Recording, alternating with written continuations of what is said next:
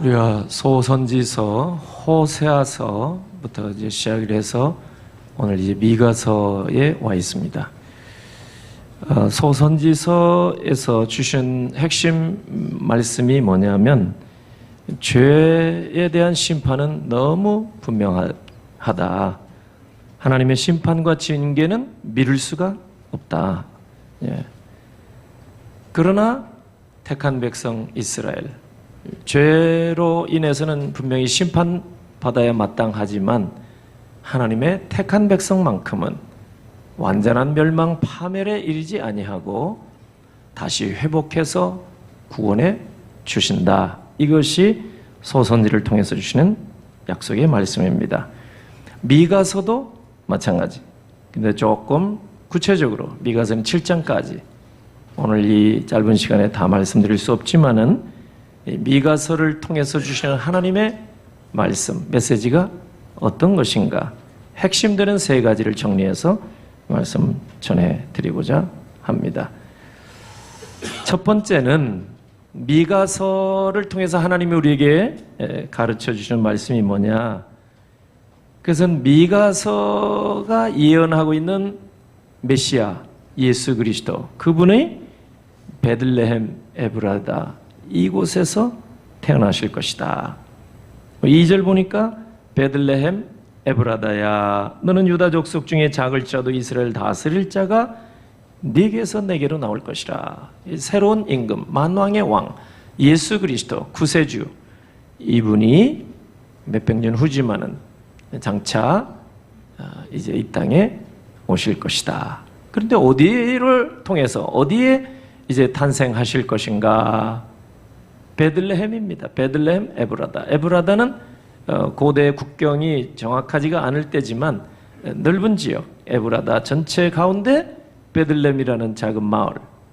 이건 놀라운 일이죠. 예수 그리스도의 탄생 수백 년 전에 하나님은 미가 선지를 통해서 구체적으로 예수님의 출생지까지 예언하고 있습니다. 그런데 베들레헴 에브라다는 화려한 도시 예루살렘도 아니고 유명한 도시도 아니고 또 아름다운 도시도 아닙니다. 아주 작은 동네고 사람들이 주목하지 않는 동네. 근데 하나님께서 이런 아주 작은 마을에서 인류를 구원하실 메시아 예수 그리스도가 탄생하게 하시는 겁니다. 이게 하나님의 일하시는 방법입니다. 사람들은 화려한 곳에 무엇이 나올 것처럼, 요한복음 1장 46절 보면은 예수님 당시에 빌립이 예수님 만나더니 나다나엘에게 찾아가서 내가 성경에 그 예언된 나사렛 예수를 만났노라. 그렇게 얘기하니까 이 나다나엘의 반응은 냉담했습니다. 나사렛? 조그만 동네에서 무슨 선한 게 날 수가 있겠는가? 근데 지역 편견이 있단 말이에요. 근데 하나님의 일하시는 것을 보면 세상 사람들이 전혀 예상치 못하는 그런 곳에 위대한 구세주, 인류의 구세주가 탄생하게 하시고 나사렛에서 성장하게 하신 것입니다. 하나님의 일하신 것을 보면 우리가 잘 모르는 거예요. 예루살렘도 아닌 작은 동네 베들레헴, 그리고 거기서 나시고 나사렛에서 성장하시고 인류 구원을 위한 공생의 사역을 예루살렘도 아닌 변방의 갈릴리, 가버나움을 중심으로 하는 변방 갈릴리에서 이렇게 사역을 하셨습니다. 우리는 환경이 이렇게 좋아 보이지 않으면 소망이 없는 줄로 그렇게 생각을 합니다. 여기 선한 것이 날 수 있을까 하는 나다나엘에 같이 우리도 그런 생각을 하고 선입관이 참 많습니다. 그래서 내가 실패하게 되면은 이런 환경 탓하게 되고 또 경제력이 없는 부모 탓하기 쉽고, 또 우리는 환경의 영향을 많이 받지만 하나님은 환경과 상관없이 환경을 뛰어넘어서 언제나 일하시는 줄로 믿으시기를 바랍니다. 하나님은 작은 자, 세상 사람들이 볼 때 작은 자지만 들어서 강한 자로 세워주시는 줄로 믿으시기를 바랍니다. 약한 자 들어서 굳이 강한 자를 부끄럽게 하신다고 고린도 교회 보내는 편지에 말씀합니다. 지혜 없는 자를 택해서 지혜로운 사람을 부끄럽게 하시는 분이 하나님인 줄로 믿습니다. 그러므로 우리가 낙심할 이유가 없어요. 환경 탓할 필요가 없단 말이에요. 우리가 눈에 보이는 것 때문에 원망불평할 이유도 없고 필요도 없다는 얘기입니다. 하나님은 그 환경을 뛰어넘어서 우리 상식을 뛰어넘어서 언제나 지금까지 일하시기 때문입니다. 여러분, 하나님께서 수백 년 예수님 탄생 전에 미가 선지를 통해서 이 사실을 가르쳐 줬는데 오늘 21세기를 사는 저와 여러분에게도 이 원리는 달라지지 않습니다. 그러므로 오늘 우리가 살고 있는 지역, 우리가 속해 있는 집안, 우리가 몸담고 있는 교회, 우리의 눈에 보이는 것 따라서 우리가 기뻐하고 또 슬퍼하고 그럴 필요가 전혀 없습니다. 하나님은 뜻하신 바 하나님이 일꾼들을 세우실 때 어디에 있든지 어느 출신이든지 또 어떤 환경에서든지 상관없이 하나님은 불러주실 줄로 믿으시고 순종하며 하나님 앞에 붙들림 받으어서 끝까지 충성하시는 여러분 되시길 주의 이름으로 축원합니다. 두 번째는 오늘날 세상은 2000년 전이나 미가 선지 때나 2000년 전이나 지금이나 여러분 세상은 늘 공포와 염려와 두려움과 근심과 걱정에서 벗어날 길이 없어요. 예수님이 이 땅에 처음 오셔서 백성들이 이렇게 유리하며 방황하는 걸 보시고 마음에 민망히 여기셨어요. 왜냐하면 그들이 고생하며 기진함이라 이 땅의 삶이 다 그렇습니다. 그래서 천국을 믿음의 선진들이 늘 사모하고 기다리고 기도했던 거예요. 오늘도 마찬가지예요. 과거보다는 우리가 잘 살고 있지만 여전히 우리는 배고프고 여전히 우리는 힘들고 여전히 우리는 어렵다고 생각하고 이 세상 삶을 살고 있습니다. 가면 갈수록 평화가 있어야 되고 화목이 있어야 될 터인데 세상에도 가정에도 가면 갈수록 돈은 좀 늘어나고 수입이 좀 많이 있는 것 같은데 지출은 더 많아지고 염려와 근심은 더 많아지는 것 같아요. 이럴 때 오늘 미가를 통해서 하나님이 약속하신 말씀 보니까 평강의 왕, 이 메시아, 예수 그리스도를 보내주겠노라. 그 약속의 말씀이 여기 나와 있고요. 5절, 본문의 5절에 보면은 이 사람은 평강이 될 것이라 미가를 통해서 하나님이 약속해 주셨습니다. 이 사람은 평강이 될 것이라. 우리가 전에 쓰던 개역 성경을 보면은 이 사람은 우리의 평강이 될 것임이라 이렇게 번역을 해놨어요.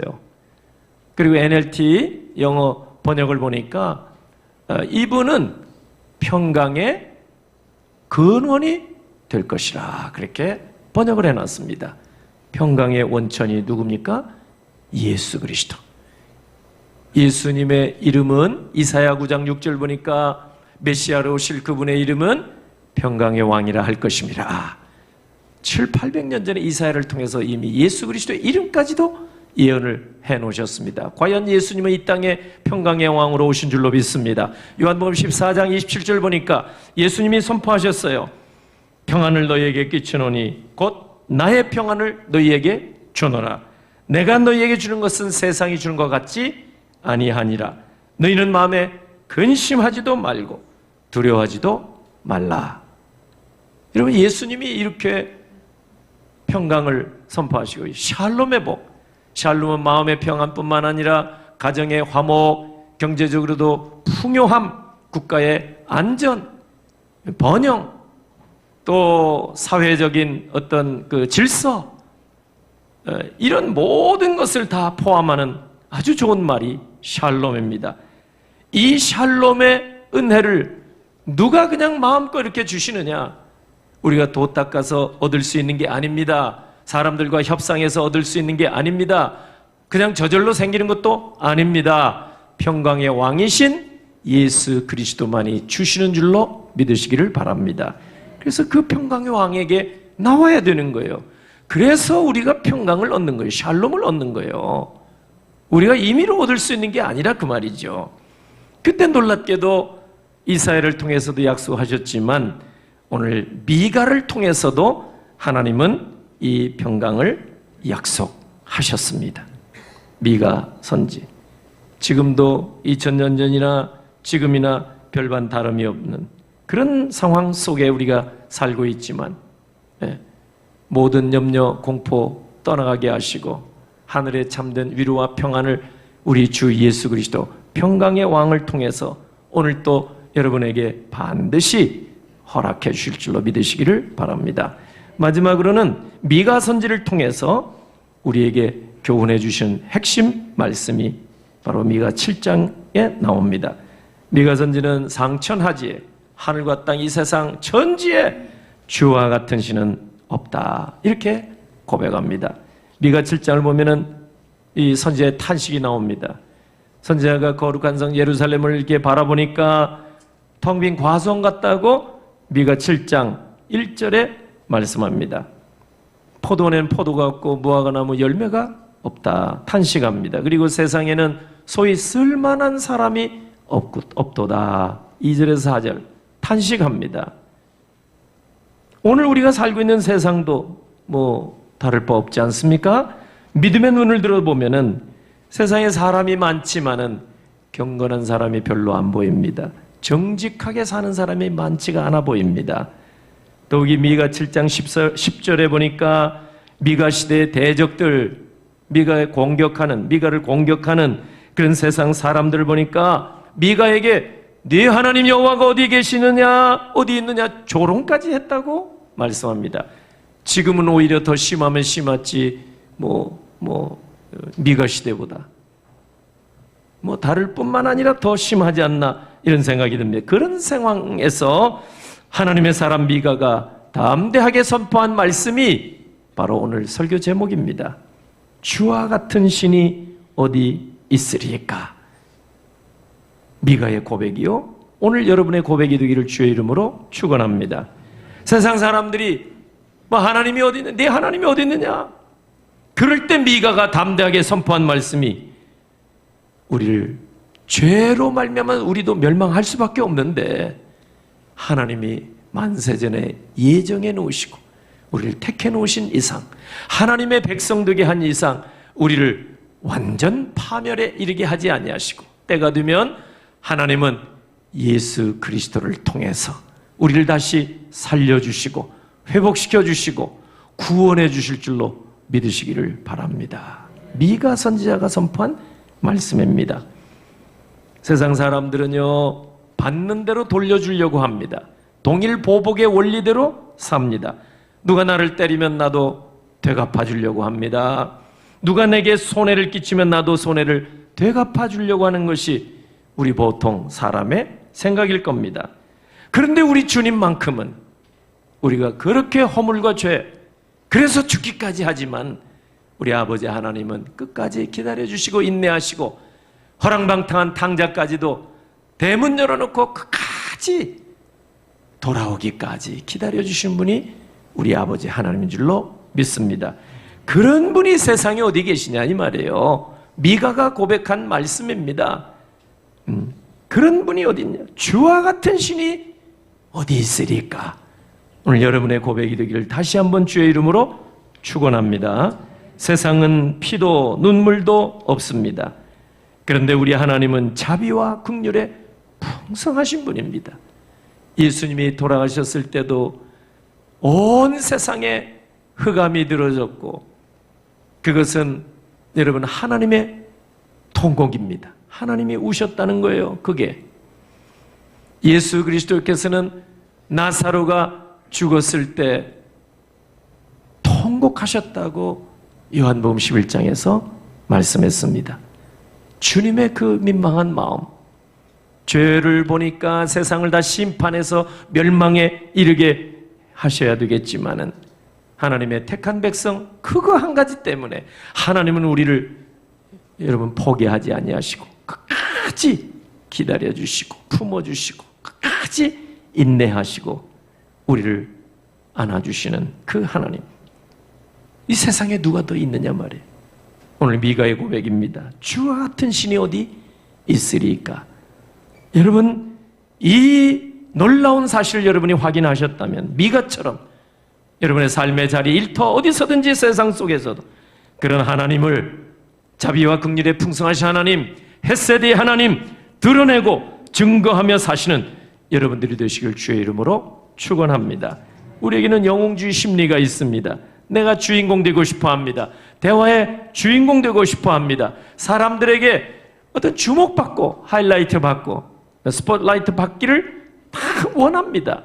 그러나 우리 그리스도의 사람들은 그리스도의 사람이기 때문에 그리스도를 드러내야 될 줄로 믿습니다.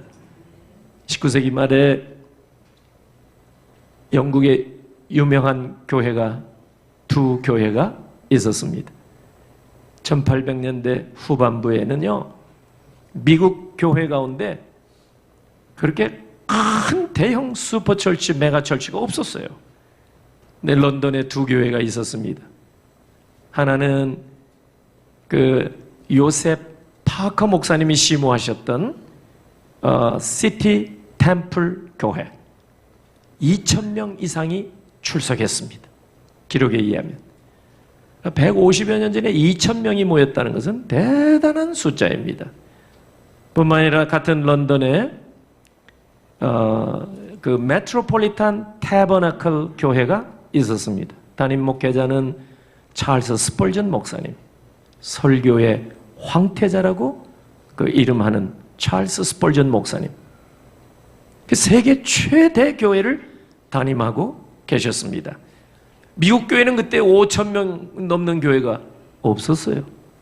미국의 그 목회자 몇 분들이 런던으로 가서 그 두 교회 한번 탐방하고 좀 가서 배울 게 있나 한번 가서 참 예배를 참석하고 와야 되겠다 해서 미국 몇몇 목회자들이 영국 런던으로 갔습니다. 그래서 주일날 아침에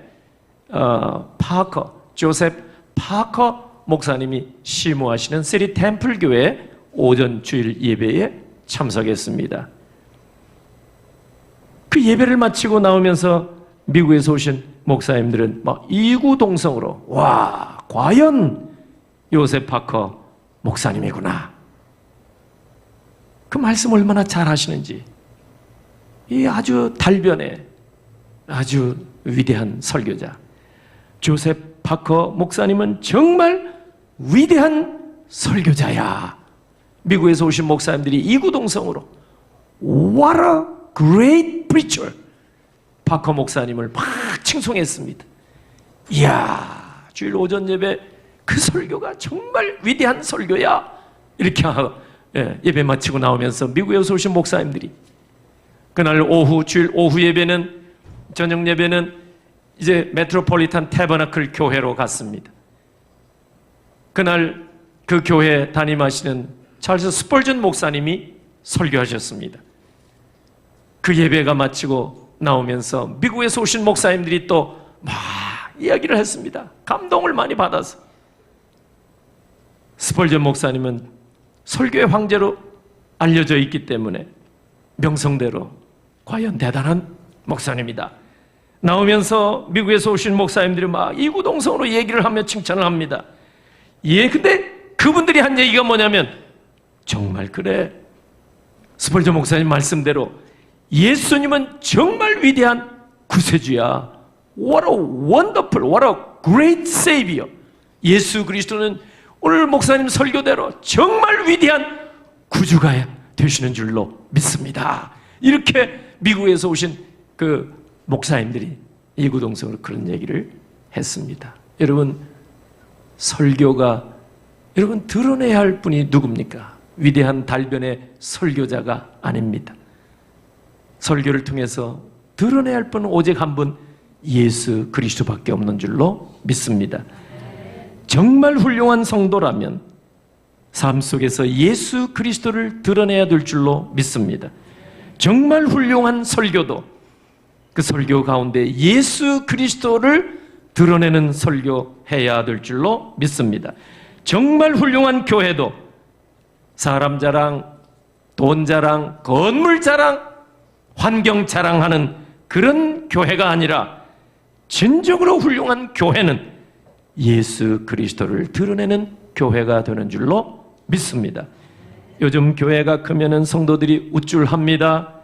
교회에서 성도들이 주인처럼 이렇게 행세합니다. 자부심도 대단합니다. 그러다 보니까 교회에서 예수님이 점점 보이지 않는 것 같아요. 내 인생도 내가 주인이 되고 내 집에서도 내가 주인이고 가장이 예수님이 아닌 거예요. 교회에서도 내가 주인 노릇 하다 보면 내 생명의 주인이시고 내 집의 주인이 되시고 교회의 머리가 되시는 예수님은 그저 나그네처럼 손님처럼 방문객처럼 그저 왔다가 지나가 버리고 마는 그런 모습을 우리가 생각할 수 있을 것입니다. 미가서를 통해서 하나님께서 우리에게 교훈하는 말씀 3가지 여러분 마음 가운데 꼭 간직하시기를 주의 이름으로 축원합니다. 첫째는 그 험한 시대에 메시아로 오실 예수 그리스도는 가장 큰 동네에 12지파 가운데 가장 크고 강한 지파에서 나오는 것이 아니라 베들레헴 에브라다야 가장 작고 미약한 마을 바로 그곳에서 탄생하실 것을 약속해 주셨사오니 이 말씀을 여러분들이 기억하시고 환경 탓하지 마시고 집안 탓하지 말고 눈에 보이는 환경 때문에 원망하지 마시고 작은 자 들어서 큰 자를 부끄럽게 하시고 지혜 없는 자를 들어서 지혜로운 자를 부끄럽게 하시는 하나님을 믿고 그 하나님을 바라며 환경을 뛰어넘어서 일하시는 우리 하나님을 바라보고 믿음의 삶을 끝까지 살아가는 여러분 되시길 주의 이름으로 축원합니다. 두 번째, 하나님은 이 불안이 많고 염려가 많고 근심이 많고 두려움과 염려와 공포 많고 어지럽고 혼탁한 이 세상에서 예수 그리스도 평강의 영을 보내주셔서 평강을 우리에게 주시기를 기뻐하신다는 사실을 여러분이 꼭 기억하시기를 주의 이름으로 축원합니다. 5절에 이 사람은 평강이 될 것입니다. 예수 그리스도는 평강의 왕으로 누구든지 어디에서든지 어떤 사람에게든지 평강 주시기를 기뻐하신다는 사실을 기억하시기를 바랍니다. 그러므로 예수 그리스도의 사람 된 여러분 모두도 어디에서든지 평강의 사람,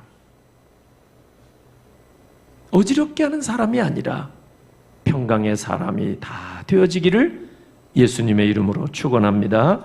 마지막으로는 우리의 허물을 용서해 주시고 우리의 죄를 기억조차 하지 아니하시고 끝까지 우리를 기다려 주시는 분은 하나님 외에는 없다는 사실을 꼭 기억하시기를 주의 이름으로 축원합니다. 미가 7장 18절 말씀대로 주와 같은 신이 어디 있으리까? 가정의 달입니다. 가정에서 요즘 많이 뉴스에 나오는 그런 일들, 이야기들, 죽고 사는 일도 아닌데 너무나 쉽게 분노, 너무나 쉽게 폭발. 믿음의 가정에서는 그런 일이 있어서는 안 될 줄로 믿습니다. 하나님을 닮은 자녀의 모습을 우리 모두 다 회복하셔서 우리도 사람들에게 세상에 집사님 같은 분은 없다, 이 정도로 칭찬받는, 집에서도 존경받는 여러분 되시고 교회에서도 칭찬받고 우리 사회 세상에 나아가서도 칭찬과 존경을 받는 여러분들이 다 되시기를 예수 그리스도의 이름으로 축원합니다. 아멘. 기도합니다. 하나님 아버지 은혜를 감사합니다. 가정의 달 특별히 스승의 줄 맞이하여서 우리의 영원한 스승 되신 주님 바라보며 우리 믿음의 욕깃을 여밉니다. 주님 주신 말씀 이제 신비에 잘 간직하게 하시고 우리가 이 땅에 살면서 이렇게 귀하신 우리 주님을 섬기며 사는 저희들, 우리를 위하여 끝까지 기다려주시는 사랑의 하나님을 우리가 만방에 증거하며 예수 그리스도의 이름을 온 세상에 드러내며 살아가는 우리 온 심령들 되게 하시옵소서. 이 시간 준비한 예물 주 앞에 올립니다. 강단 하나 감사의 제목을 가지고 올립니다. 받아 주시옵소서.